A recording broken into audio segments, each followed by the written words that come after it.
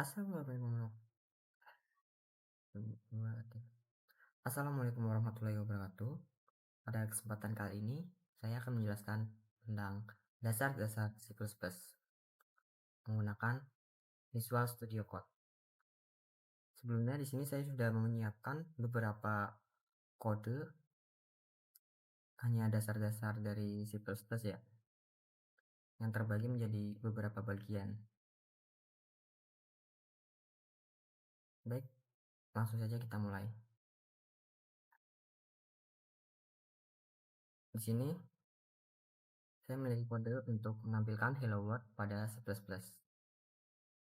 Kodenya yaitu dengan menggunakan include iostream using namespace std. Nah, using namespace std ini nantinya akan kita pakai sangat sering sekali ya di video-video selanjutnya.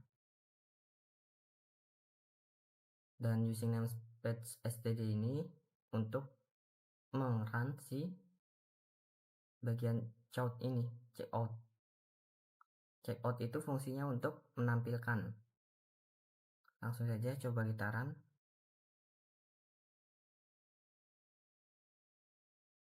Nah, ketika kita run, di sini muncul tulisan hello world karena kita meminta untuk menampilkan hello world.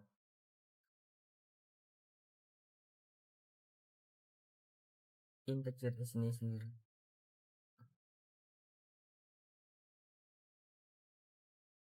Lanjut, berikutnya kita menginginkan untuk include in out, yaitu kita menginginkan apa yang kita tulis itu nantinya keluar. Sini saya sudah punya kodenya, masih sama dengan include iostream karena sintaksnya dari C++ sendiri harus seperti itu. Di sini juga kita pakai using namespace std juga karena di sini kita menggunakan cout ini, yang dimana di sini terlihat cout haruslah menggunakan std seperti ini. Ini yang harus kita tulis apabila kita tidak menggunakan namespace std. Jadi karena biar tidak ribet, kita langsung saja di bagian headernya kita tulis using namespace std. Lanjut di sini kita menggunakan string name. Nah, string sendiri di sini untuk menuliskan sebuah kata. Dan ini kalau kita tidak menggunakan using namespace std tadi ya, kita harus tulis seperti ini. Terlalu panjang dan terlalu ribet untuk kita tulis. Jadi kita langsung saja menggunakan using namespace std. Dan untuk di sini juga ada integer umur. Nah, integer ini adalah suatu variabel yang menyatakan bahwa itu adalah angka bilangan yang tidak memiliki koma atau tidak desimal. Coba saja kita run kode ini menjadi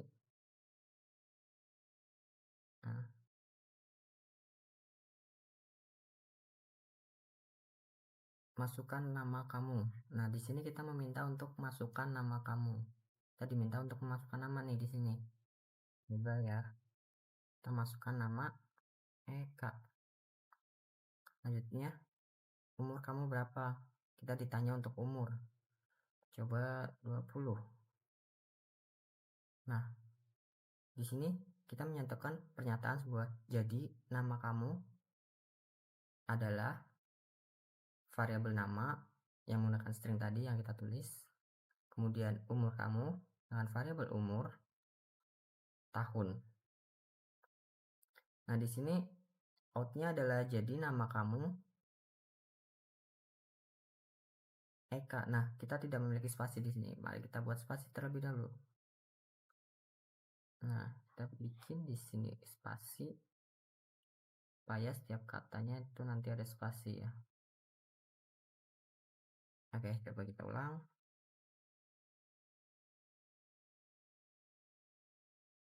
Masukkan nama kamu. Tadi minta masukkan nama.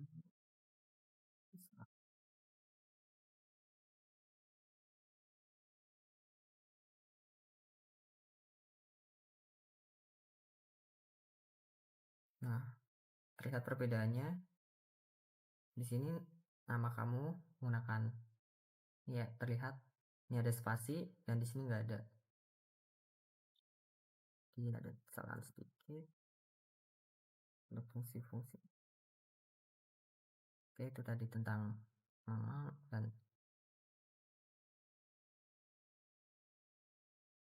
untuk nama sendiri kita ambil dari string nama yang tulis kita di sini tadi. Next, lanjut. Kita memiliki kode untuk mengkonversikan suatu suhu. Sebelumnya kita clear dulu yang di sini. Kita memiliki untuk memasukkan suatu suhu. Nah, di sini menggunakan float. Apa itu float? Kita coba lihat. Nah, float adalah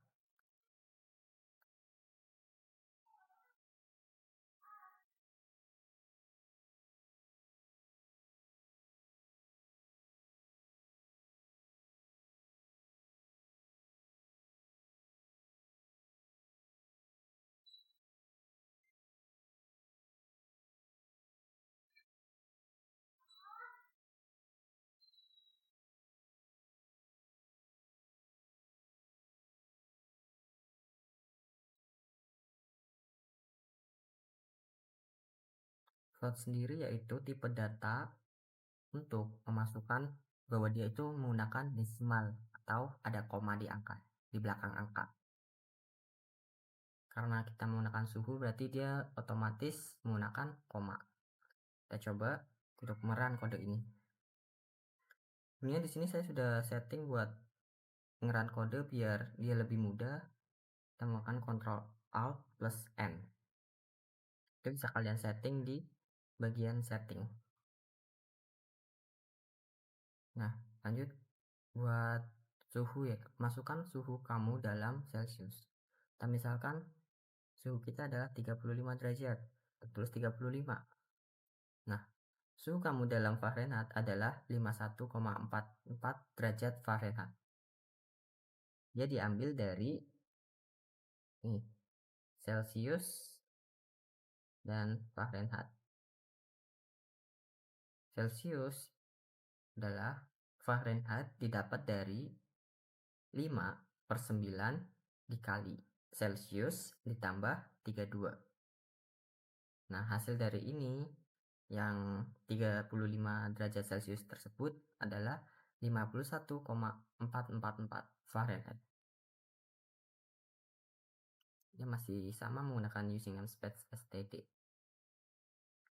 Selanjutnya kita ingin menjumlahkan dua angka nih. Nah, penjumlahan menggunakan dua angka. Sini menggunakan include iostream using namespace std masih sama. Dan integer main. Ini integernya dia ada menggunakan integer yang mana dia tipe datanya untuk menyatakan sebuah angka tanpa memiliki koma. Sini kita memiliki 3 angka, yaitu angka 1, angka 2, dan hasil. Hasil ini adalah penjumlahan dari angka 1 dan 2. Kita coba run dulu kodenya. Proses masukkan angka pertama. Kita diminta untuk masukkan angka pertama. Kita misalkan angka pertamanya adalah 15. Kemudian masukkan angka lain. Kita masukkan saja 11. Nah, penjumlahan dari dua angka tadi adalah 26. 26 itu sendiri dia dapatkan dari hasil ini. Yang mana hasil didapat dari angka 1 yang tadi kita masukkan pertama 15. Kemudian ditambah dengan angka 2 yang kita masukkan tadi. Dan dijumlahkan menjadi 16. Ini cukup sederhana di kode-kode ini. Kemudian kita coba di sini. Nih, ini adalah contoh kasus, tadi kasus ya, dimana kita ingin menjumlahkan angka yang mana outputnya nanti adalah hasil penjumlahan, hasil pengurangan, dan hasil pembagian. Nah, di sini sama saja menggunakan include iostream, sudah dari sintaksnya begitu. Dengan using namespace std seperti tadi yang saya bilang di awal. Kemudian tipe datanya ada integer, yang mana dia mengeluarkan angka ya. Di sini angka ada, kita di sini punya beberapa angka nih. Angka 1, angka 2, hasil pertama, hasil kedua, hasil ketiga, dan hasil keempat. Kita coba nih run kodenya nih. Drop out plus n. Masukkan angka pertama. Kita coba masukkan angka 11. Terus masukkan angka lainnya. Kita coba masukkan angka 15 nih. Kemudian hasil penjumlahan 26. Benar. Hasil pembagian, hasil pengurangan 4. Benar juga. Dan hasil perkalian 165. 11 kali 15 yaitu 165. Benar. Kemudian hasil pembagian. Nah, di sini dia hasilnya 1. Karena di sini kita menggunakan nih, ada if apabila hasil pengurangan minus. Maka oh iya, yang ini ya, yang hasil pengurangan nih. Dia 11 dikurang 15, hasilnya kan harusnya kan min 4 ya. Di sini ada pengecualian nih. If hasil 2 kurang dari 0, maka kita akan mengganti kodenya. Dimana hasil 2 apabila dia hasilnya kurang dari 0 atau minus lah, dia akan dibalik dari angka 2 dikurangi ke angka 1. Maka dari itu hasilnya 4. Dan ada lagi nih, hasil pembagian, hasil 4 nih. Dia kan harusnya angka 1 dibagi angka 2. Nah, pernyataannya itu apabila hasilnya kurang dari 1, maka kita balik angka 2 dibagi angka 1. Nah, dari situ keluarlah yang baru kita check out ini. Jadi, maka dari itu angkanya di sini adalah 1. Bukan lagi 0, ya. 11 bagi 15 kan harusnya 0, nah di sini jadi 1.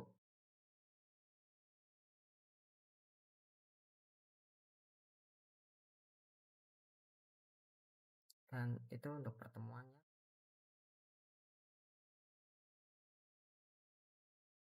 Baik, selanjutnya kita akan belajar tentang if atau logika dan juga pengulangan. Nah, di sini kita coba yang ini dulu nih. If dia tetap penulisannya seperti ini, include IOStream masih sama, headernya tetap menggunakan using namespace std karena ke depannya kita nggak mau lagi nulisin std yang seperti saya jelaskan di awal tadi. Nah, di sini dia masih menggunakan integer lagi tipe datanya. Kemudian kita disuruh untuk masukkan angka yang kemudian nanti dimasukkan ke dalam integer angka. Nah, kita coba saja kodenya, kita run. Nah, di sini kita disuruh untuk masukkan angka. Coba nih kita masukkan angka 13. Kemudian angka positif. Kenapa dia di check out atau outputnya adalah angka positif? Karena pada logikanya kita menggunakan angka. If angka nih yang if pertama, angka lebih dari 0, maka outputnya menjadi angka positif.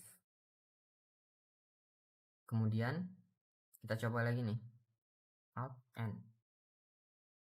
Sini kita akan memasukkan angka min 13. Nah, di sini outputnya menjadi angka negatif karena di if else ini sendiri ketika angka kurang dari 0, maka outputnya menjadi angka negatif. Kemudian apa nih yang terjadi ketika kita memasukkan bukan angka? Misalkan kita masukkan adalah nama. Kita tulis nama di sini. Dia outputnya menjadi bukan angka. Karena di sini ada pengecualian else. Jika dia bukan angka, bukan dari angka positif atau negatif tersebut, dia mengeluarkan outnya yaitu menjadi bukan angka. Itu untuk if else. Kemudian Kita coba untuk di sini kita coba untuk melogika suatu ini sebelumnya kita clear dulu. Nah, kita coba untuk kelulusan berdasarkan nilai. Misal di sini kodenya tertulis nilai lebih dari sama dengan 60, maka hasilnya lulus. Jadi, angka di atas 60 atau nilai di atas 60 dia dinyatakan lulus.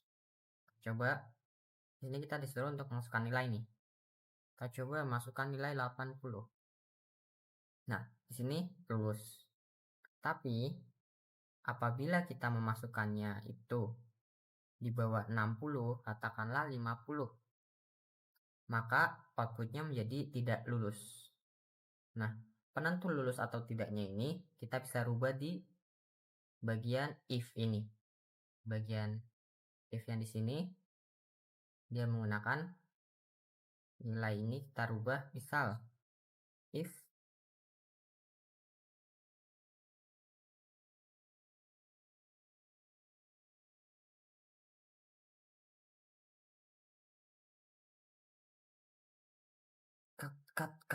cut.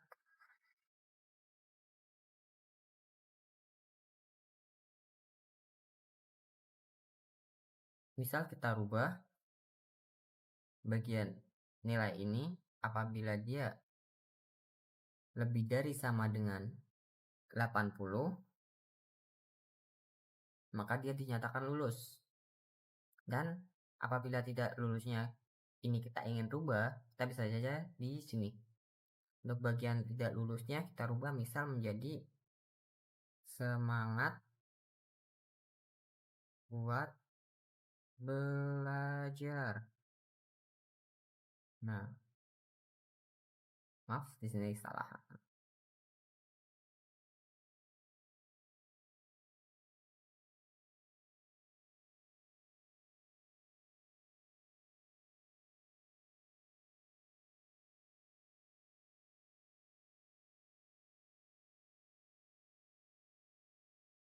Misal kita rubah menjadi semangat belajar.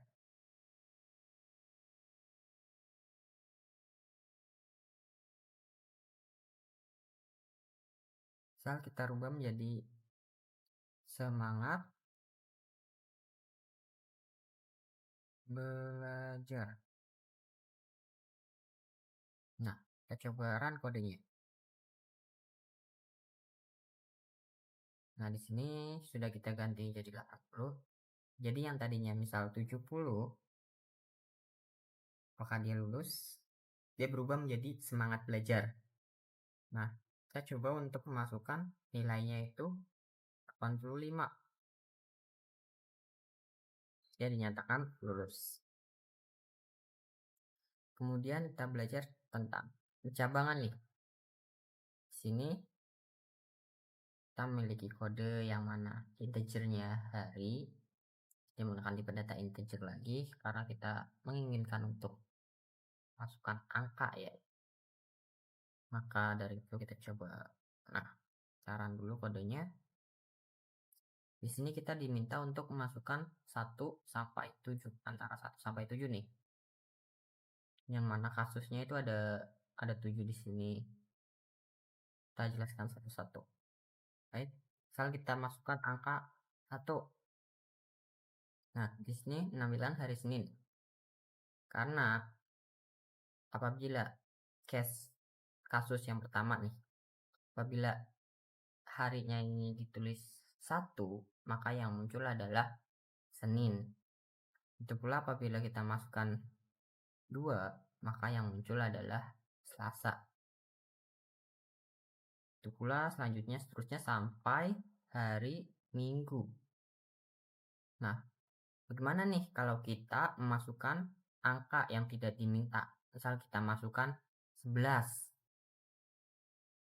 Kita coba kita masukkan angka 11. Nah, input tidak valid karena di sini apabila masuknya bukan 7 ini antara 7 yang tadi, maka input tidak valid. Selanjutnya, if bersarang. If dalam if atau if bersarang.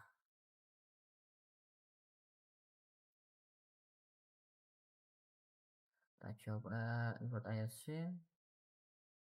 Masih menggunakan tipe data integer lagi. Kita diminta untuk masukkan angka nih di sini.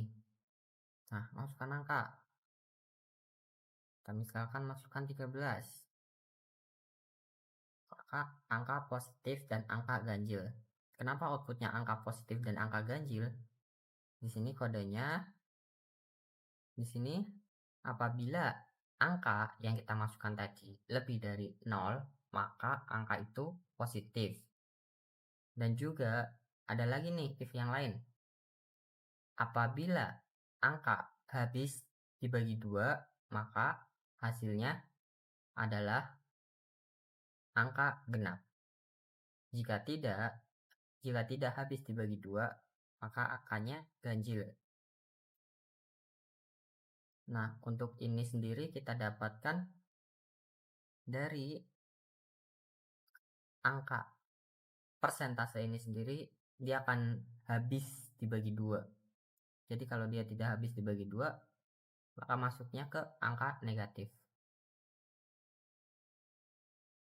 Bagi 2 sama dengan 0. Kemudian untuk yang ini angka genapnya, angka ganjil positif ya. Nah, kita coba masukkan angka lain nih. Kita coba negatif 13. Nah, di sini didefinisikan sebagai angka negatif dan angka ganjil. Karena else if, jika dia tidak memenuhi syarat yang pertama, di mana angka lebih dari 0, maka dia menjadi else if ini angka kurang dari 0, maka yang outputnya adalah angka negatif. Benar nggak nih? Di sini output angka negatif. Nah, ini benar. Kemudian kita mempunyai pengkondisian yang kedua. Syarat yang kedua, apakah dia negatif atau ganjil? Apakah dia ganjil atau genap? Nah, untuk itu sendiri kita menggunakan sama seperti tadi. Angka ini akan dibagi 2 sampai hasilnya sama dengan 0. Jika hasilnya sama dengan 0, maka dia dinyatakan angka genap. Tapi apabila angkanya tidak habis dibagi 2, maka hasilnya adalah ganjil. Kemudian apabila kita memasukkan angka 0, apa yang terjadi? Nah, di sini langsung angka 0. Karena else-nya di sini sendiri pengecualian angka 0. Karena dia tidak memenuhi syarat yang 1 dan 2 ini, syarat pertama dan syarat kedua. If yang pertama dan yang kedua itu, maka di hasilnya adalah didefinisikan sebagai angka 0.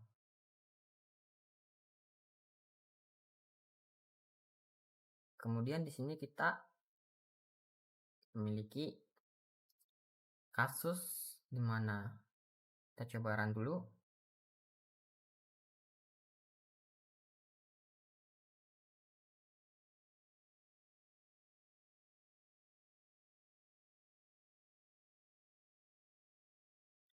Nah, kita coba untuk menjalankan sebuah kalkulator. Sini kita run kode.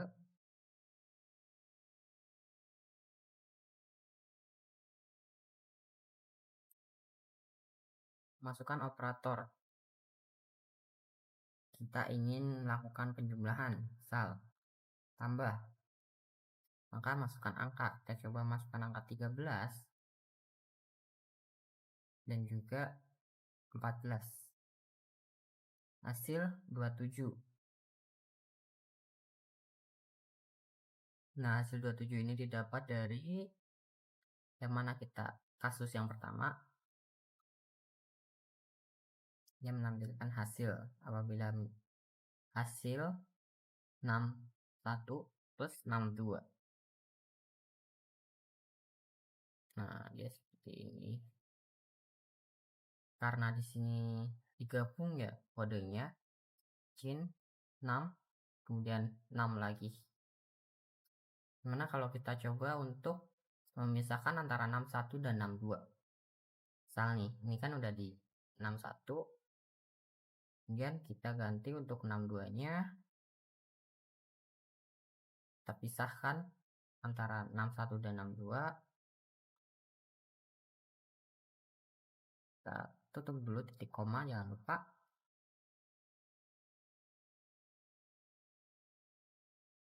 Kemudian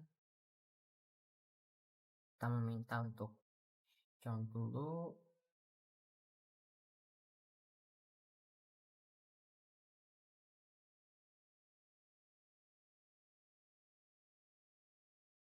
Masukkan angka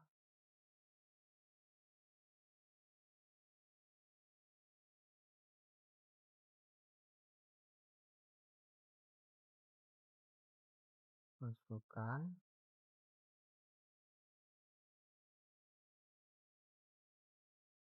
angka lain.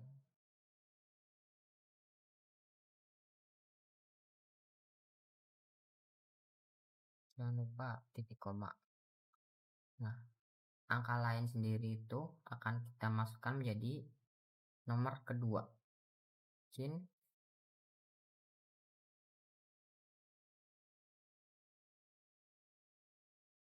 pasti 62. Kita masukkan sebagai slot di sini 62. Jangan lupa titik koma.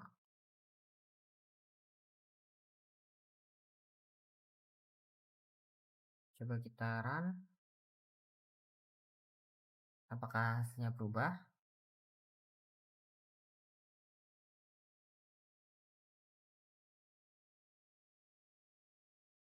Dan kita untuk menentukan untuk tambah jumlahan, masukkan 2 angka 2, 3. Masukkan angka lain 12. Nah, hasilnya adalah 35. Sini dapat dari, jadi kita memiliki 2 nih. Yang tadinya kita langsung gabung, sekarang sudah kita pisahkan menjadi 2. Masukkan angka lain ini. Nah, itu tadi dari penjumlahan. Untuk pengurangan sendiri kurang lebih sama. Bagian juga. Nah, bagaimana jika kita memasukkan untuk tidak memasukkan pilihan dari operasi bilangan ini? Nah, misalkan kita masukkan di sini, kita masukkan angka nih 1, maka kita disuruh untuk masukkan 2 angka 11, 4. Operator tidak valid karena di awal kita seharusnya memilih antara penjumlahan, pengurangan, perkalian atau pembagian, bukan memasukkan angka. Jadi ketika kita memasukkan angka, maka hasil akhirnya adalah operator tidak valid. Nah, di sini operator tidak valid karena kita tidak ada tuh yang angka. Di sini case-nya adalah plus, min, kali, dan bagi. Di sini kita memintakan untuk operation di operation. Maka dari itu ketika kita memasukkan selain dari keempat ini, maka hasilnya tadi pada akhirnya dia menjadi operator tidak valid.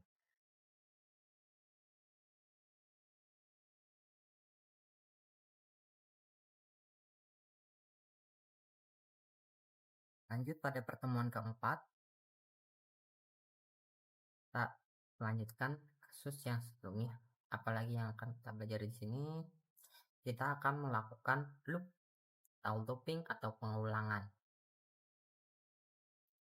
Coba untuk melakukan, nah kita coba dari do will.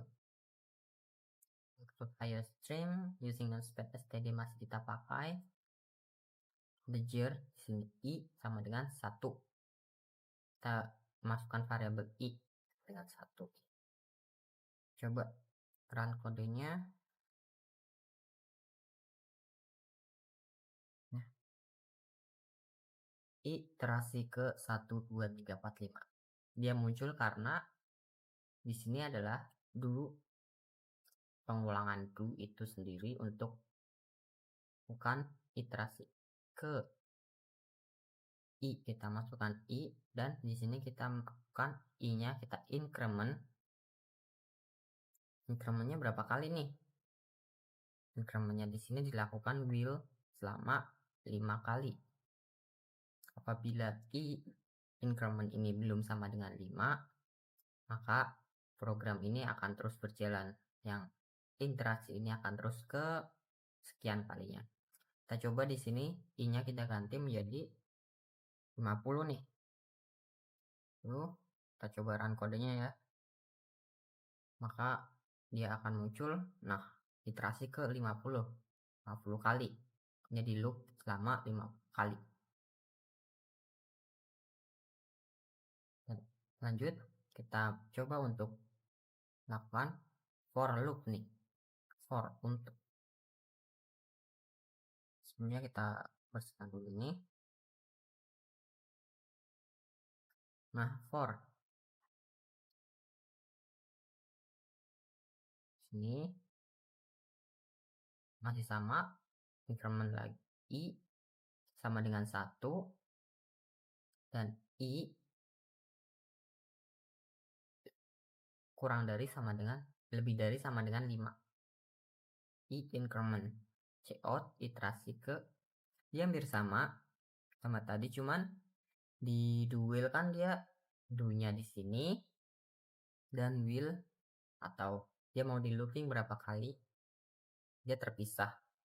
Sedangkan untuk for loop dia langsung gabung nih, langsung disatuin menjadi seperti ini ya, jadi langsung tidak terpisah ya antara incrementnya terus antara dia mau di looping berapa kalinya juga dia langsung jadi satu baris seperti ini. Itu untuk for. Kita coba outputnya seperti, nah sama seperti tadi, hanya saja perbedaannya ada di penulisan kodenya. Nah, untuk looping ini sendiri antara for dan do kalian bebas untuk memilihnya.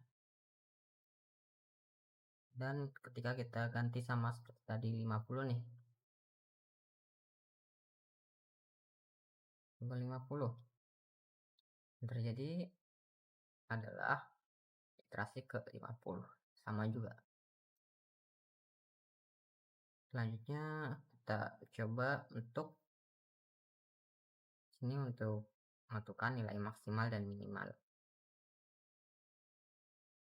Kita coba nih kodenya. Di sini nilai maksimal dalam array adalah 30. Kenapa di sini 30? Karena nilai tertinggi dari yang kita masukkan di sini array yang memiliki beberapa elemen antara 10, 25, 5, 17, 30. Yang tertinggi di antara ini adalah 30. Jadi didefinisikan di sini int max array kosong. Di sini untuk menginisiasi nilai maksimal dengan elemen pertama. Sedangkan gimana kalau kita coba nih diganti menjadi 3, yaitu 1, 2, 3. Kita coba. Mari kita coba. Nah, dia tetap sama karena di sini yang tertinggi adalah 30. Untuk array ini sendiri 3 angka di depan itu dia tidak diajak. Bagaimana jika 30 ini kita pindahkan nih ke dalam sini? 30 kita pindahkan ke awal.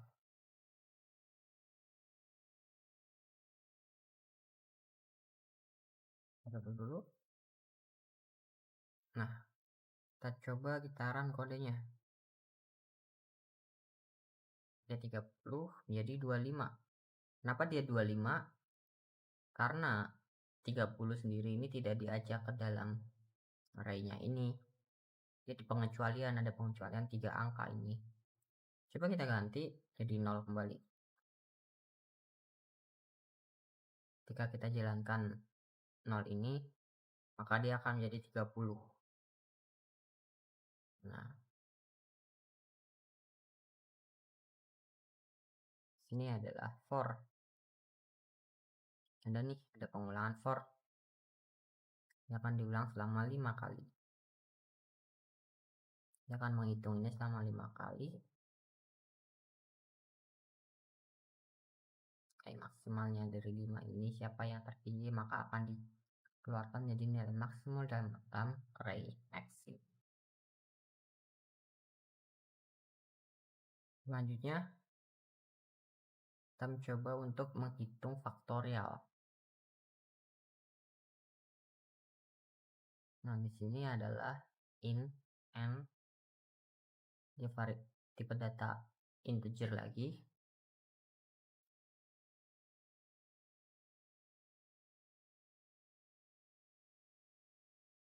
Dia menjadi function. Menjadi function sama dengan 1. Masukkan angka. Tadi kita untuk masukkan angka. Ketika kita masukkan angka, dia akan dimasukkan sebagai variabel data integer atau tipe data ya n. Coba di sini 20. Nah, faktorial dari 20 adalah 20. Kita coba masukkan lagi 5 nih. Nah, kita run dulu kodenya. Kita coba masukkan 144. Maaf.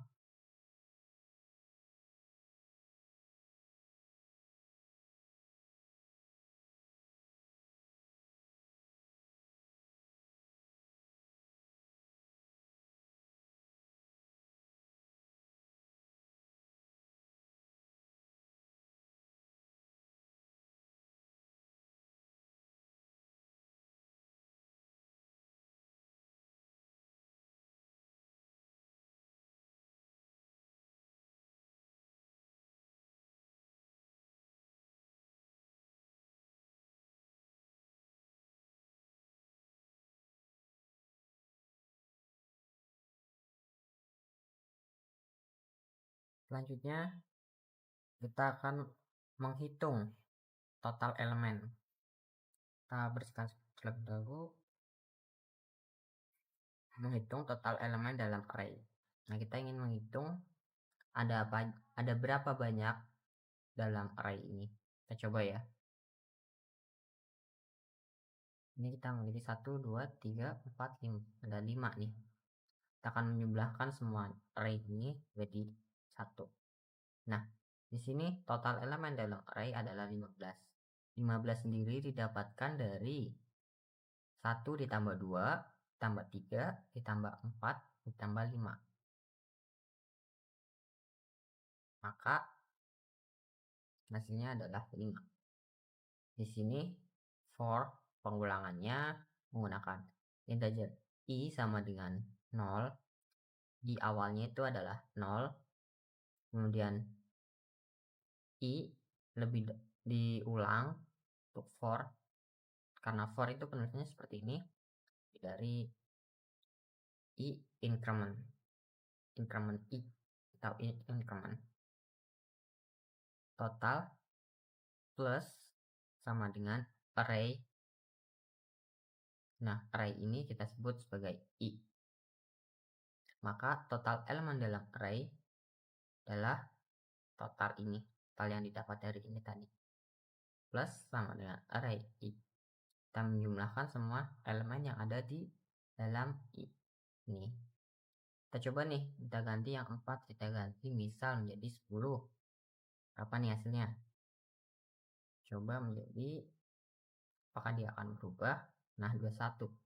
Karena 10 tambah 5, 15, tambah 5, 20, tambah 1, 21. Nah, itu tadi untuk pengulangan dan penjumlahan. Total jumlahkan elemen dalam array. Selanjutnya, kita akan coba untuk kita coba ini. Apa nih yang kira-kira akan muncul? Ini tadi udah kita pakai di awal.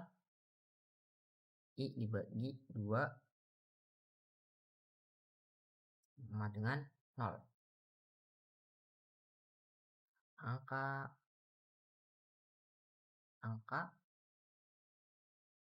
genap.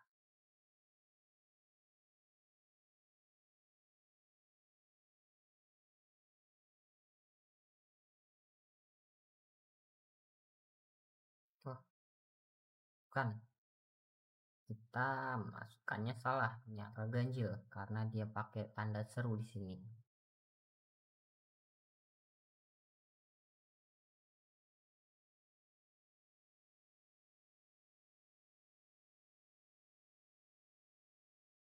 Angka ganjil.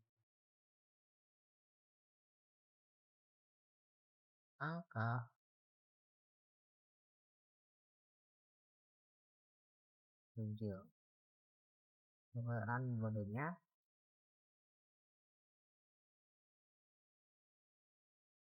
ini kita hapus, maka dia akan cuma menampilkan angkanya saja. Benar? Nah, sini yang muncul hanyalah angka-angka ganjil tadi.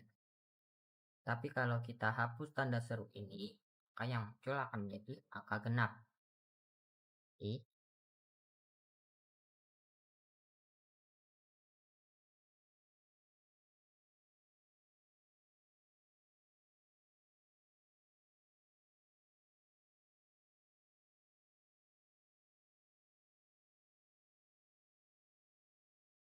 Nah, di sini kita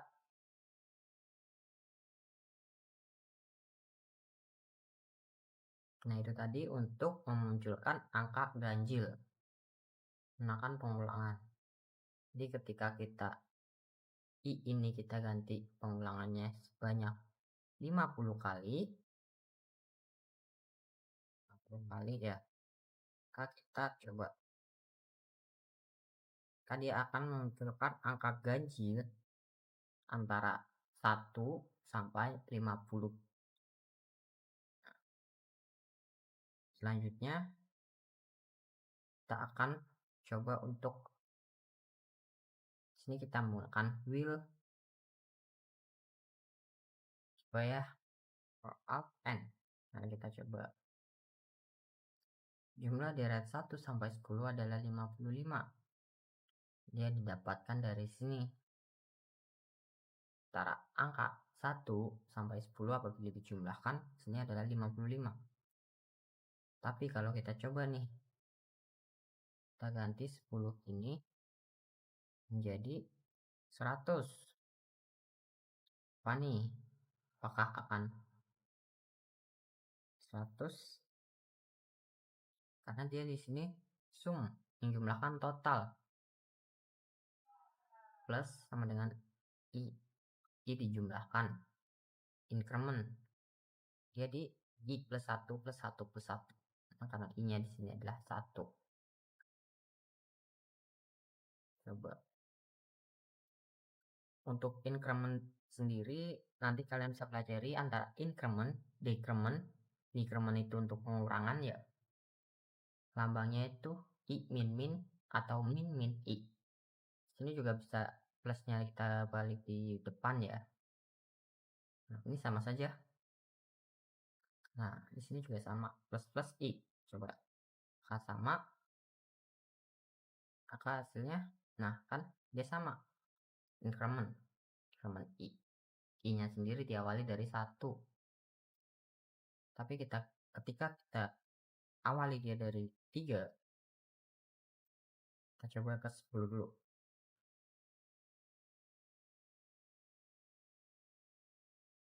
Nah, di sini biasanya 52. Yang awalnya tadi adalah 55, jadi 52. Karena kita memulainya, angkanya adalah dari 3. Jadi angka 1 dan 2 dia tidak ikut. Nah, kita mulainya dari 3 ini. Ini adalah patokan awal dari si if tersebut. Tadi increment. Coba kita lakukan decrement ya. Kemudian while loop. Kita punya while yang sebelumnya kita pakai tadi. Ketika kita menjumlahkan semua angka. Kita coba di sini.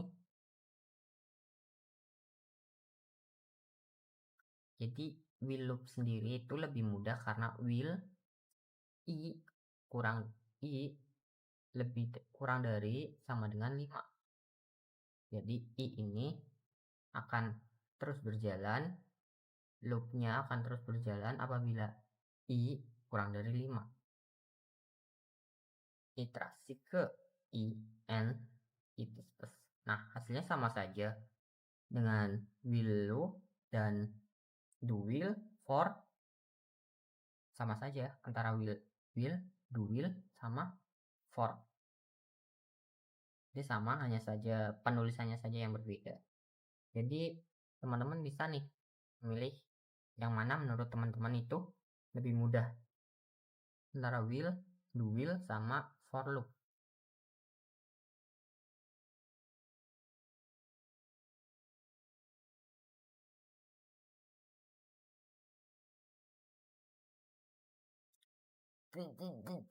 Kan menghitung total elemen, kita akan belajar tentang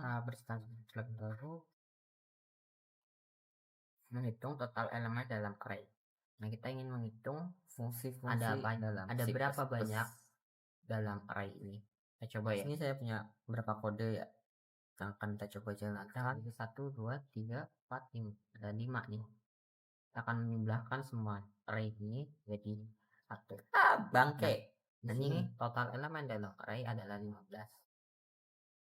Baik, selanjutnya kita akan belajar tentang function. Ini saya punya beberapa kode yang berkaitan tentang function. Nah, di sini ada sini adalah fungsinya, di sini ada faktorial.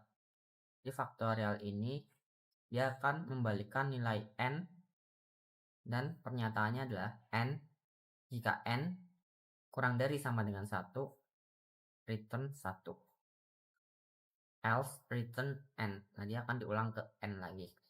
Faktorial n bisa 1. Nah, di sini itu kita coba run saja. Ini masih loading. Ini kodenya masih di running sama si VS Code. Kita tunggu sebentar. Nah, faktorial dari 5 adalah 120. Hasil ini didapat dari faktorial 5. Nah, di sini kita meminta untuk memfaktorkan 5 kali.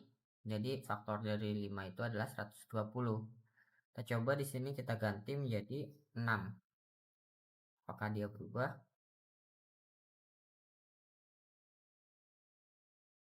Sini menjadi 720. Nah, itu adalah tadi fungsi tentang faktorial. Selanjutnya kita belajar tentang parameter. Nah, ini kita clear dulu yang ini. Nah, di sini hasilnya adalah tambah in a in b sama dengan 10. Integer a sama integer b-nya 10 dan integer a-nya dia didapat dari, nah di sini saya tidak menggunakan,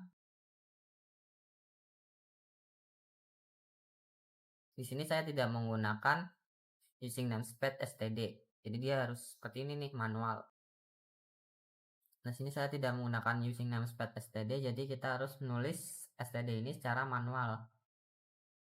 Tapi jika teman-teman tidak ingin menulisnya, teman-teman bisa menambahkan di headernya using namespace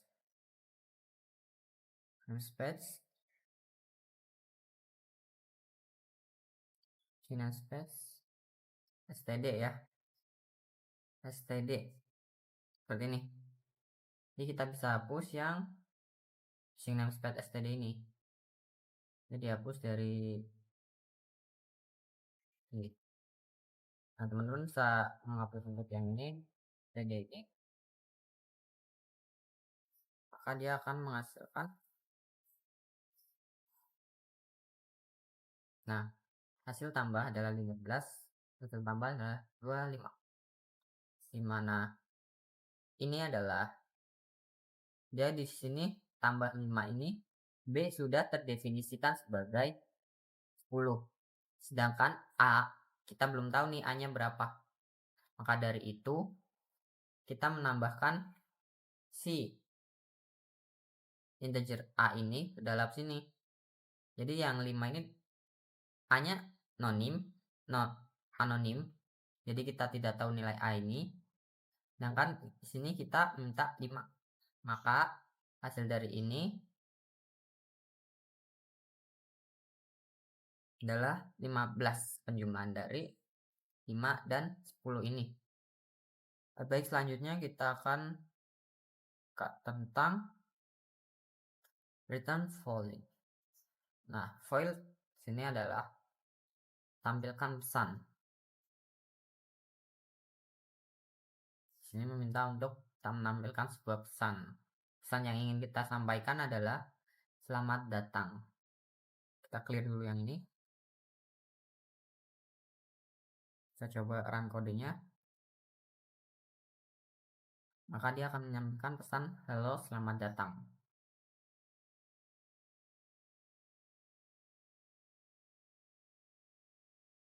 Selanjutnya kita akan coba untuk, nah, kita punya kode. Kita akan coba untuk merun kode ini. Kita disuruh untuk memasukkan sebuah angka. Dan kodenya ada di sini. Integer angka. Nah, di sini adalah masukkan sebuah angka yang nantinya akan kita masukkan ke dalam integer angka tersebut. Kita coba kita masukkan 11. Maka 11 adalah bilangan prima. Nah, untuk penglogikaannya sendiri dia ada di sini. Ini adalah untuk melogikakannya sendiri. Dimana bilangan prima harus lebih dari 1. Nah, bilangan ini harus lebih dari 1. Maka dia nyatakan sebuah bilangan prima. Jika dia lebih dari 1, maka kita tidak akan menjalankan perintah ini lagi. Kita akan mengganti ke sini. Jalan ke integer i sama dengan 2 dibagi i dikali i kurang dari sama dengan n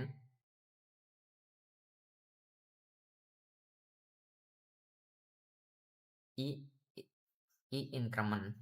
Di sini ada pengulangan menggunakan for ya. For ini akan ke-trigger ketika n dibagi habis i sama dengan 0.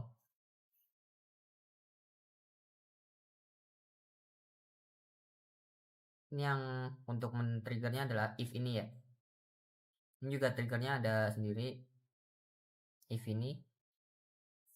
Terus apabila if check prima nih, yang if check prima yang ini dia dinyatakan benar atau true, maka dia akan masuk ke ini adalah bilangan prima. Ketika bukan bilangan prima, maka yang akan keluar adalah ini. Kita coba untuk memasukkan lagi angka selain bilangan prima. Untuk kan angka 6. Apakah dia bilangan prima? 6 bukan bilangan prima. Nah, itu tadi penglogikaannya berada di sini.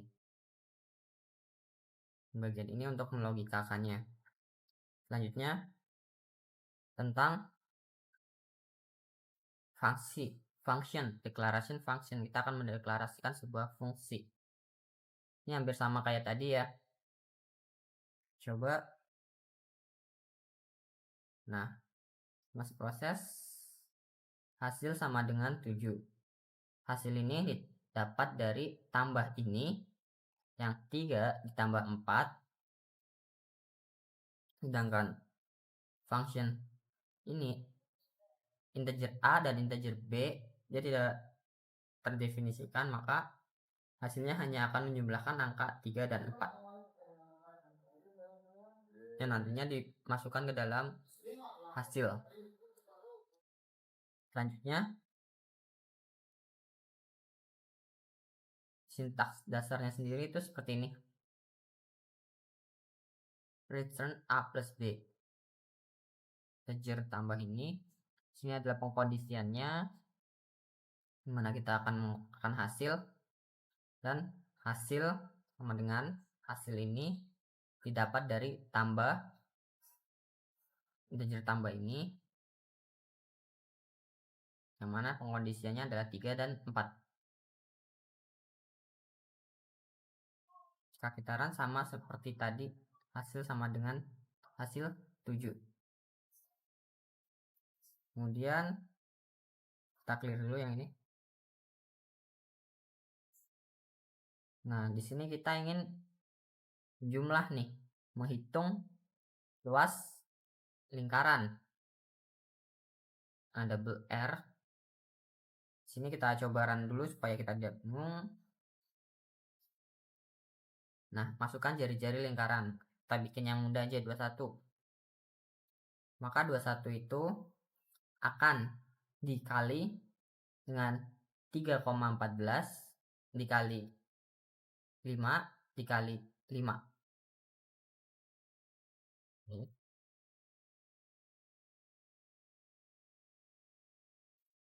Nah, di sini untuk menghitung jari-jari, Nah, di sini untuk menghitung luas dari sebuah lingkaran.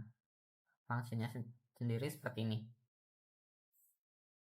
Ini fungsinya hitung luas, double R.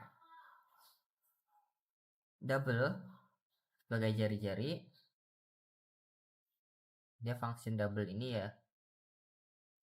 Masukkan jari-jari lingkaran. Kita coba run kodenya lagi. Kita coba masukkan ke 7 nih jari-jari. Hasilnya menjadi 78,5.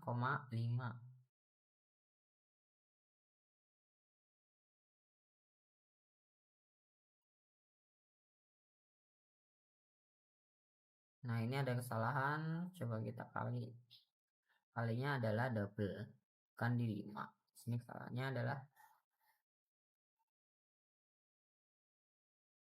kita tulis seperti ini, kali double.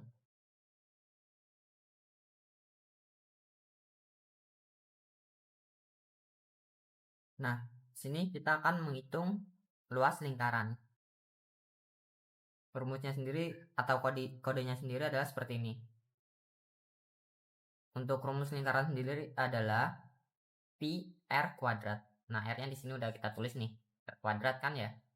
Nah, kita memasukkan double r nih. Masukkan jari-jari lingkaran. Coba run kodenya terlebih dahulu. Nah, masukkan jari-jari lingkaran, dia muncul seperti yang kita perintahkan. Dan nantinya dia akan dimasukkan ke dalam variabel R ini. Coba kita masukkan 5. Maka luas lingkaran adalah 78,5. Selanjutnya, akan membuat sebuah kalkulator sederhana. Kita coba run code ini. Nah, di sini akan menjumlahkan dari integer ini. Karena kita tidak meminta untuk user memasukkan ya, kita udah memasukkan otomatis di sini. Tapi jika kalian ingin membuat supaya user yang menulis di angka ini, kalian bisa menggunakan check-in dan check-out. Nantinya di sini check-in ya, yang check-in untuk memasukkannya itu. Kalian bisa membuat para user untuk memasukkan angka yang mereka inginkan. Di sini saya menulis langsung saja 10 dan 2. Jadi user tidak perlu menuliskan angkanya lagi. Sini adalah pengkondisiannya. Sini, nah variabelnya ini, functionnya ini sendiri yang ini, maka dia akan menjumlahkan, menguranginya, A dikurangi B, kemudian hasil kalinya adalah A dikali B, hasil baginya adalah A dibagi B, dan hasilnya benar semua. Lanjut, kita akan mengukur kecepatan nih, kecepatan jarak. Coba kita run kode ini. Sebelumnya kita bersihkan dulu. Kita run. Masukkan kecepatan.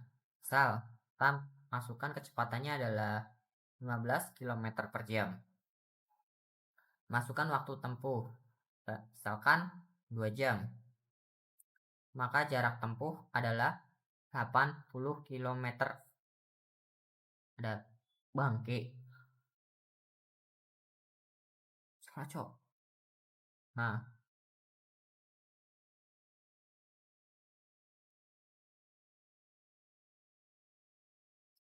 sini lanjut kita akan menghitung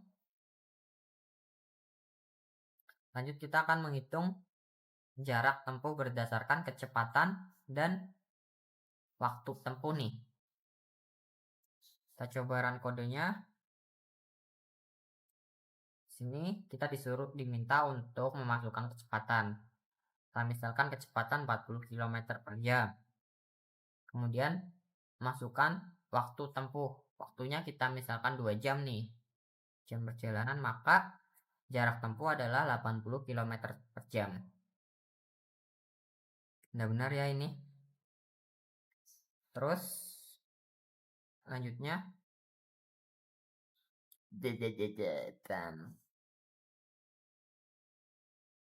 nah, lanjutnya adalah kita akan belajar tentang array. Array sendiri adalah nih, di sini kita ada contohnya langsung. Array ibaratkan sebuah tempat atau wadah elemen-elemen. Coba kita run di sini. Nah, di array sendiri itu dia elemen ke 0. Pertama itu di dalam array itu dia menggunakan 0 bukan 1. Jadi hasilnya seperti ini. 10, 20, 30, 40, dan 50. Sini tertulis seperti ini. Kita coba bagian ini. Kita ingin memunculkan elemen pertama pada array. Scroll Alt N. Di sini kan 100 ya. Nah, ini dia juga keluar 100. Terus ketika kita ganti si pertama ini menjadi 15. Jadi 17. Maka dia di sini juga akan berubah menjadi 17. Nah, untuk perintahnya sendiri dia ada di sini. Array 0 atau yang pertama dia akan memunculkan array yang pertama. Tapi jika kita tulis di sini array 0-nya kita ganti menjadi 3. Maka outputnya menjadi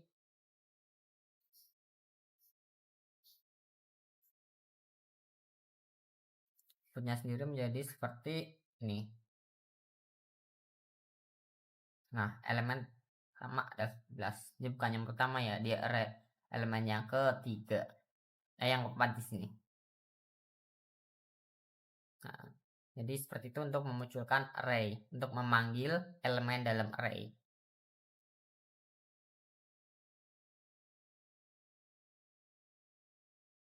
Baik, kali ini kita akan belajar tentang kelas, pengklasifikasian kelas. Sini saya punya beberapa kode yang telah saya salin seperti ini.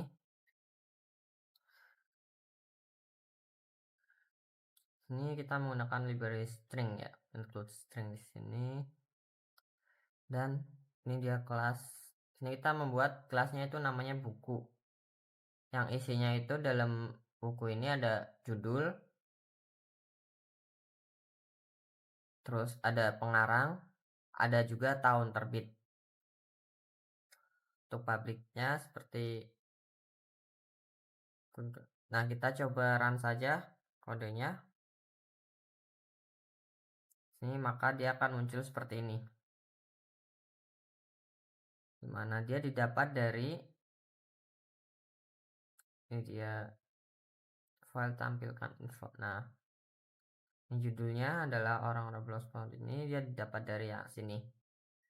Ini isi kodenya untuk yang ditampilkan dan ini sebagai parameternya. Sini sampai atas ini. Nah, ini dia sebagai parameternya. Dengan yang akan kita tampilkan yaitu yang ada di sini. Dimana buku dia akan dimasukkan di bagian buku 1. Buku 1 yaitu berisi tentang judul, pengarang, dan juga tahun terbit. Sini dia buku 1.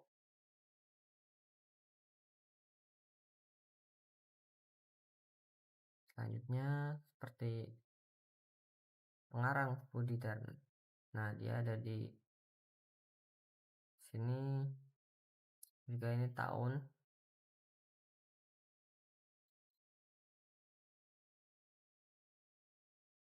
Kemudian selanjutnya ada, nah ini dia.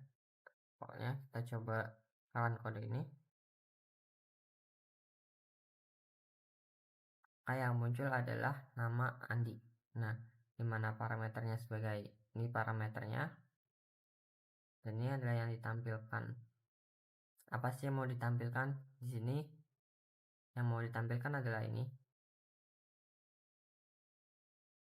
Nah, si mahasiswa ini, si Andi ini dimasukkan ke dalam nah di sini dia dimasukkan ke dalam sini. Kemudian kita panggil di sini. Nah, jadi seperti itu. Kemudian pengimplementasiannya kita clear dulu.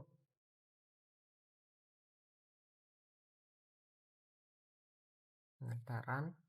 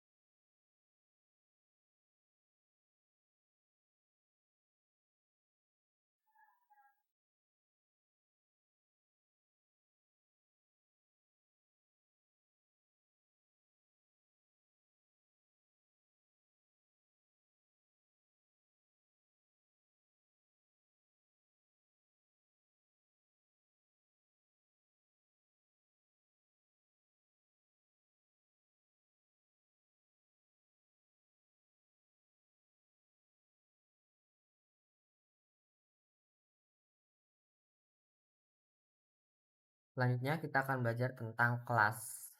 Di sini saya punya beberapa kode yang telah saya salin.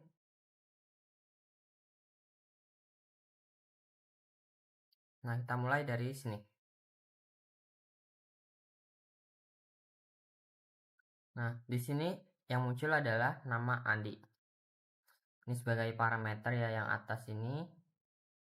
Dan ini yang ingin ditampilkan nih. Nama Andi ini didapat di sini yang disimpan di mahasiswa, data mahasiswa. Nah, dia ada di sini nama mahasiswa, tulis sebagai nama Kak, tulisnya seperti ini, maka yang akan muncul adalah nama Adi. Kemudian kita coba yang ini.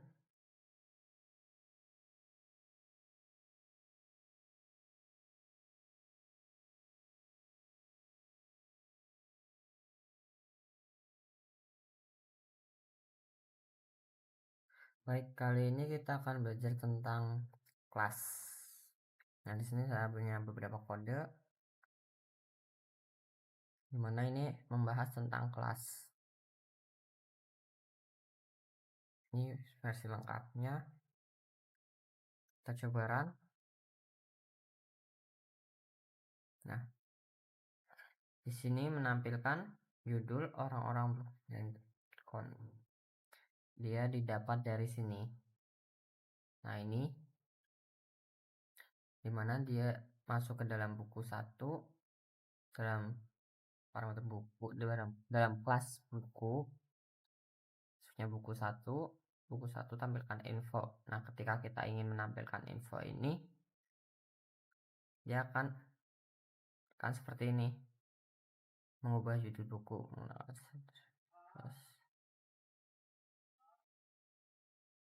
Di sini tampilannya seperti ini, muncul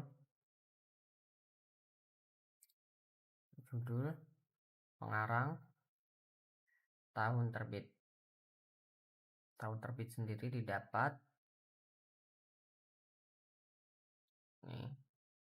Ini tahun terbitnya, dan ini pengarangnya,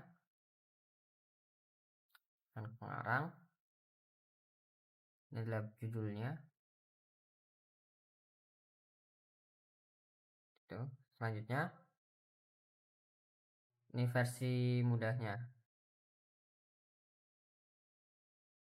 Versi awalnya seperti ini, yang sebelum kita jadikan seperti tadi.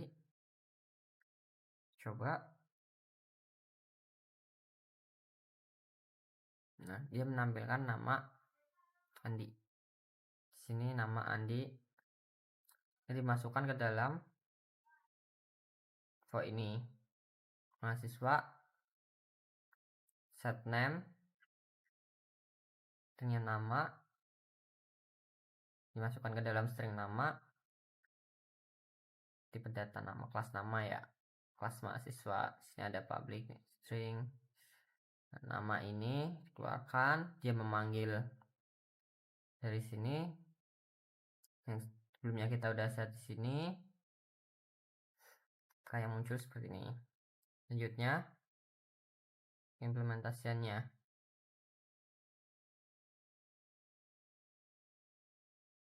Ini coba. Nah, dia muncul judul buku. Ini dapat dari data ini. Ini datanya yang kemudian dimasukkan ke dalam parameter ini.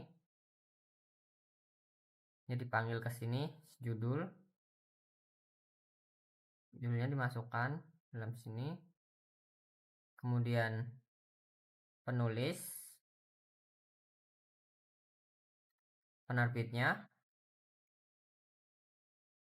terus tahun terbit sama jumlah halaman. Nah, untuk pengurutannya ada di sini. Dia kelasnya seperti ini, ada kelas buku, penulis, penerbit, tahun terbit, jumlah halaman.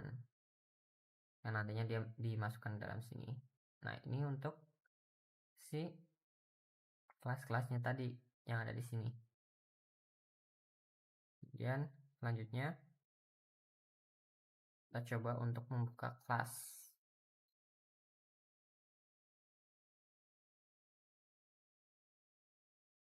Nah, di sini yang muncul adalah halo, nama saya Andi, umur saya 20 tahun. Dia didapat dari sini, menampilkan ini. Kemudian apa aja sih yang di dalamnya? Kenapa dia munculnya seperti itu? Ini nama, dia dipanggil dari sini. Namanya di sini udah terdefinisikan sebagai Andi. Kemudian untuk umur, dia diambil dari parameter ini. Dari sini dia diambil kelasnya itu, terus tahun.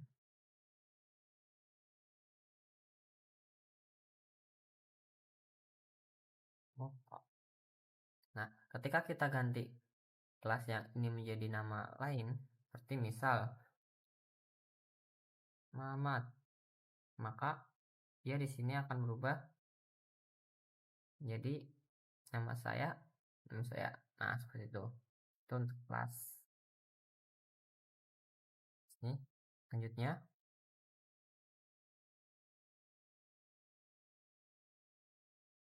di kelas orang. Jadi di dalamnya dapat satu. Coba kita run. Kalau saya orang, saya belajar. Nah, dia kelasnya terbagi menjadi dua kelas, antara kelas orang dan kelas mahasiswa ini. Dimasukkan ke publiknya orang. Dia hanya disuruh untuk menampilkan ini.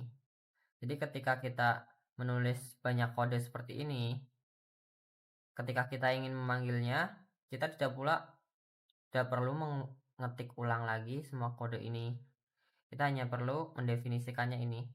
Jadi didefinisikan sebagai belajar.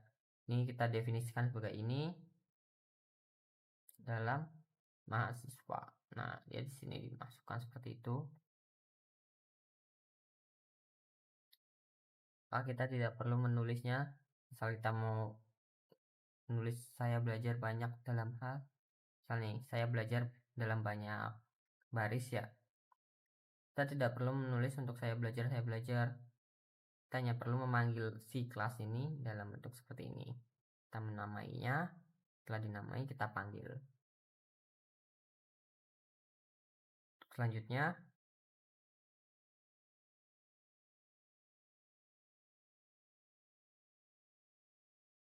nah kita punya sama seperti tadi. Kita coba semuanya hampir sama. Nah,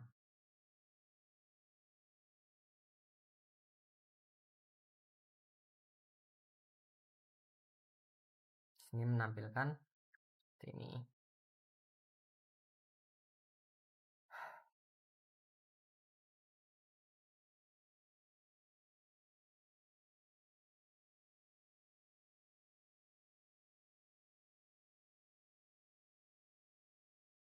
Baik, selanjutnya kita akan coba untuk ini. Kita coba dalam implementasinya.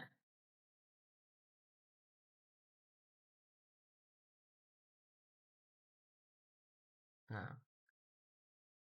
terus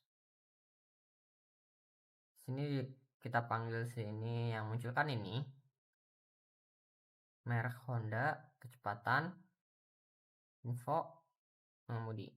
Nah, jadi sini kita tidak perlu menulis panjang-panjang lagi, kita hanya perlu memanggil kelas tersebut. Di sini mobil pengemudi kita namai sebagai mengemudi ini. Dia munculnya maka di sini mengemudi. Sebenarnya untuk kelas itu sama-sama semua ya. Hanya saja kita perlu menamainya apa untuk memanggilnya di kemudian kode itu ya. Depannya untuk dipanggil supaya kita tidak perlu menulis lagi dari awal gitu. Terus ini kita coba secara kompleks. Ini teman-teman bebas ya untuk menamai si kelas itu sendiri. Sini kita namain sebagai judul, penulis, penerbit, tahun terbit, jumlah halaman. Nah, sini untuk menjalankannya kita hanya perlu memanggil kelas ini karena di sini sudah include ya, ada seperti ini dalamnya nih, udah ada data-datanya, tipe datanya, udah sini ada tipe-tipe datanya, ada tipe data string sama integer. Mana integer itu adalah datanya berupa angka yang tidak memiliki koma di belakang. Untuk seperti tipe-tipe data seperti itu kalian bisa searching di Google atau membaca-baca tentang apa saja sih yang ada. Nah, ini untuk penerbitan maka yang muncul seperti ini. Kita masukkan si buku ini ke dalam parameternya. Kita masukkan ke dalam judul, kemudian penulis, terus Gramedia sebagai penerbit, Ini sebagai tahun terbitnya dan ini sebagai halaman. Ini untuk memanggilnya. Munculnya seperti ini dan yang outputnya menjadi seperti ini.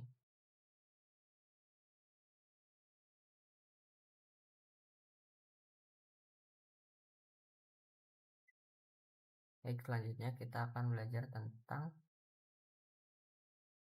debugging. Banyak yang bilang kalau programmer atau perkodingan itu 90% debugging, 10% adalah coding dan sisanya adalah debugging. Nah, ini adalah bagian terpenting. Kita coba. Sini saya punya beberapa kode ya tentang debugging. Nanti akan kita bahas satu persatu. Sekalian kita praktek untuk debuggingnya. Sini coba kita run. Nah, kita diminta untuk memasukkan nilai nih. Plus, dan nilai B-nya 14. Hasil 0. Nah, hasil 0 ini didapat dari nilai pembagian antara A dibagi B. Nah, ketika kita menulis salah satu angka itu dengan angka 0, misal nih, sini kan B-nya sama dengan 0.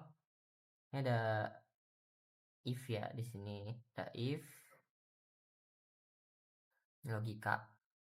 logikanya jika B sama dengan 0, maka hasilnya error. Kita coba nih, kita masukkan A-nya 13, terus B-nya adalah 0. A hasilnya error pembagian dengan 0. Nah, karena tidak bisa dibagi dengan 0. Lalu kita coba dengan A-nya kita 0, sedangkan B-nya adalah 13. Ini hasilnya 0. Karena yang kita debuggingnya sendiri hanya di bagian B.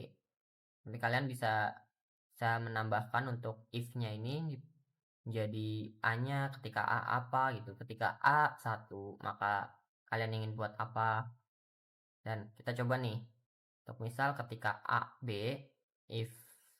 Nah, di sini if-nya kita ganti bukan B ya. Kita ganti menjadi integernya sama dengan 0. Misal if A, B sama dengan 0, seperti ini. Kita coba. Misal kita tulis A 0. Misal A 0 dengan B-nya 13. Nah, sudah 0. Karena kita di sini mendefinisikan B-nya saja. Coba kita A-nya kita bikin A sama dengan 0. Coba kan nilai A-nya kita bikin 0. Ini kita bikin.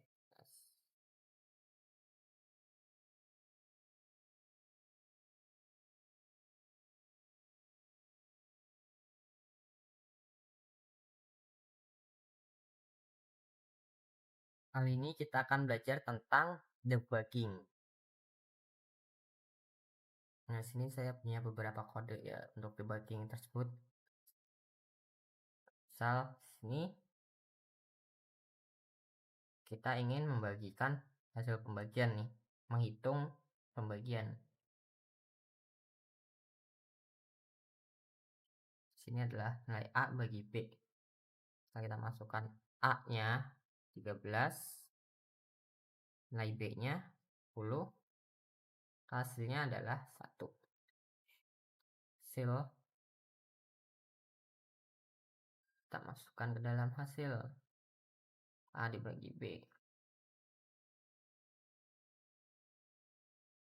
Karena di sini tipe datanya adalah integer, maka dia tidak akan menampilkan angka koma di belakang angka ini. Jadi dia tidak ada komanya ya.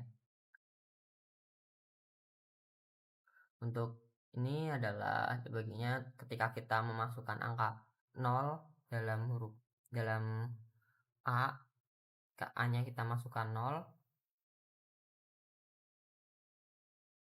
A masukkan 0, terus nilai B sama dengan 12, maka error pembagian dengan 0. Karena di sini kita tidak memperkenankan atau tidak memperbolehkan A itu 0.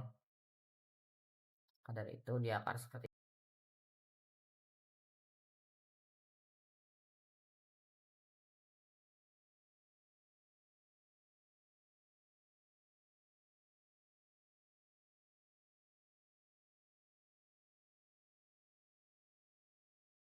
Nah, selanjutnya kita akan belajar.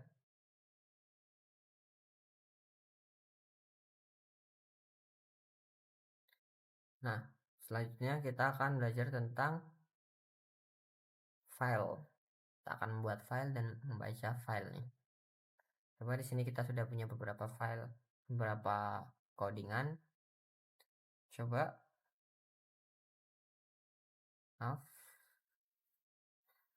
Ctrl Alt N. Sini kita membuat sebuah file. Ini nilai teks yang nantinya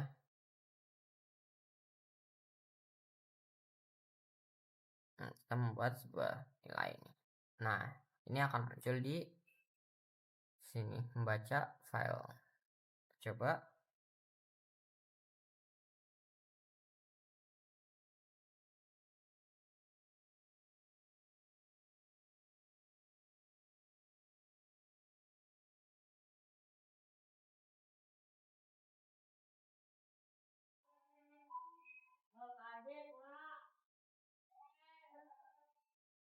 Nah, selanjutnya kita akan belajar tentang file. Membuat file, membaca file, dan input dalam file. Kita coba untuk menulis terlebih dahulu. Kita coba untuk menulis. Dia ada di sini nih. Nulis. Kita coba Alt N. Nah, di sini dia diperintahkan untuk menulis sebuah file baru bernama data.txt. Nah, di sini dia muncul di sini nih data.txt. Jika kita hapus, kan nggak ada data tadi. Jika kita run kode ini, maka dia akan membuat data.txt. Nah, itu untuk penulisan sebuah data, file out data. Untuk kita ingin buka file di data ini, apa sih yang ada di data ini? Coba sini contoh penulisan data ke file. Di sini terus kita coba untuk membaca data. Nih, kita coba buat baca ya di file data ini ada apa. Kita coba ini. Maka dia akan memunculkan contoh penulisan data ke file. Nah, kita cek di sini dia benar ya untuk itu. Untuk pembukaan file dia menggunakan file out open. Nah, ini tadi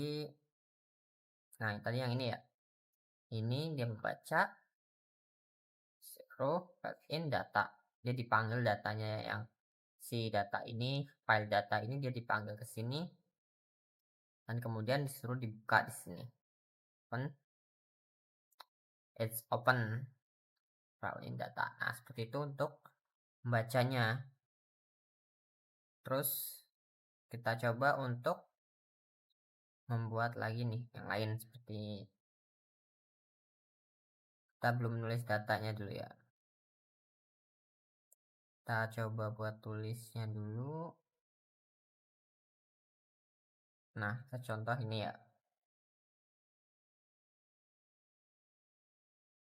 Nah, sini dia suruh untuk membuat terlebih dahulu file yang bernama nilai ini, nama filenya nilai, dan di dalam nilai dia disuruh memasukkan ini, saya suruh memasukkan ini ke dalam nilai,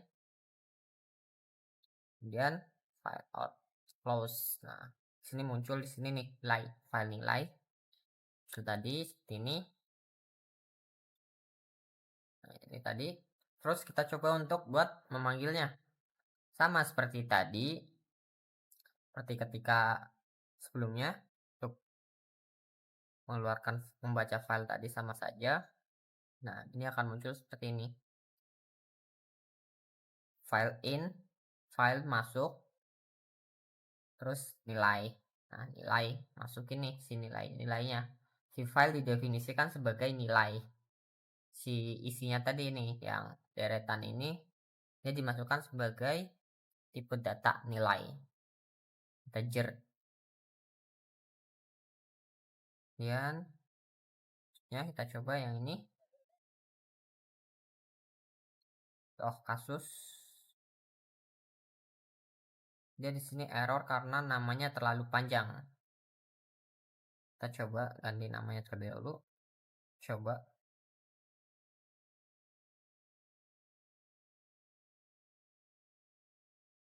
Nah, sini dia udah benar ya. Karena dia tadi terlalu panjang, maka sini adalah error. Daftar nilai siswa saat ini, masukkan nama siswa baru. Kita disuruh masukkan nama, bagus. Masukkan ke file. Mana nih file? Kita masukin ke data siswa. Bagus, dia muncul di sini. Kita coba tadi. Nah, ini ya. Nah, ini sudah berubah menjadi data siswa ini. Udah bagus, kita coba lagi. Kasih bagus akan ditambahkan sini. Kita coba nama lain, Bagas. Nah, dia akan dimasukkan lagi ke dalam sini. Begitu terusnya. Teman-teman bisa menggunakan looping ya buat ini biar dia langsung proses lagi.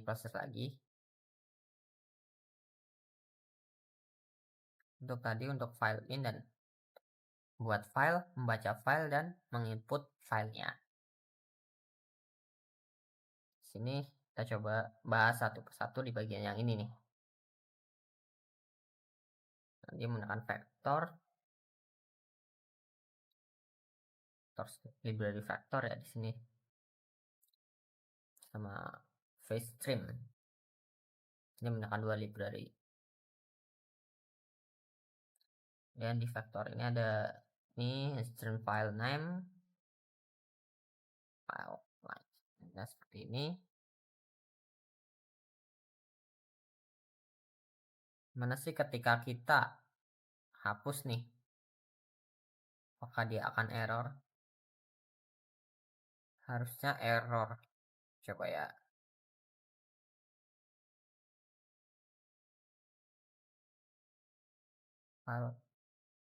File tidak ditemukan. Ini apabila filenya nggak ada ya, kosong. Jadi dia tidak error karena di sini tidak ada debuggingnya untuk errorannya.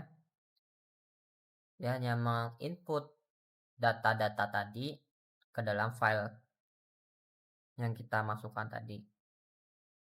Sini ada file bridge on vector stream ya untuk tampilkan untuk membuat file.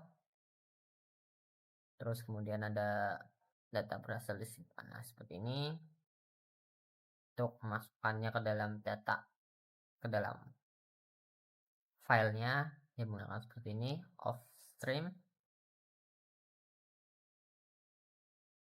Jadi untuk memasukkan dia menggunakan off stream. Nah, nih contoh membaca nih. Untuk memanggil kita menggunakan if stream file in. Kemudian untuk menyimpannya dia menggunakan off stream file out. Untuk menyimpan, untuk membuatnya ya. Terus file out ini untuk memasukkan ke dalam si filenya tadi ini yang kita buat. Kalau untuk memanggilnya dia bisa menggunakan file in library FaceStream. Jadi itu tadi sekilas tentang file.